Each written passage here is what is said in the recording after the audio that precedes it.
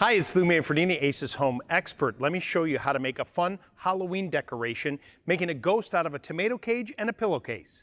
All right, if you were using tomato cages like this during the gardening season, hopefully your tomatoes are done, and now you can put this to use as well to make the ghost. Now, tomato cages come in different lengths, so do pillowcases. With this particular one, it's a little bit short because it's a standard size pillowcase. If you have a longer one, it'll probably work.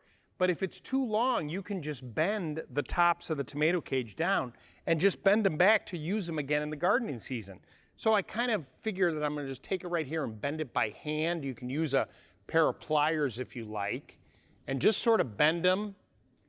Doesn't have to be anything spectacular like that. And then just as a test, take your pillowcase over the top of it to make sure that you bent it at the right level.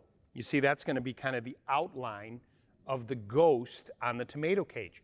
But we're gonna do one thing better to make it extra special. We're gonna light it up. Okay, so after you bend the tops so that it's gonna fit, I would take a piece of a duct tape and kind of use it to tape the wires and hold them in place.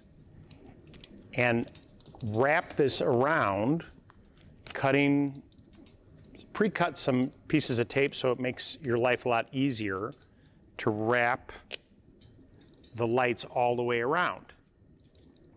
And just take your time and rotate it.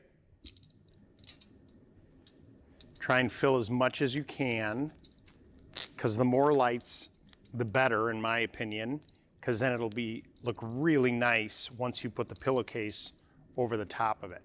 Using some duct tape, I made some eyes and a mouth.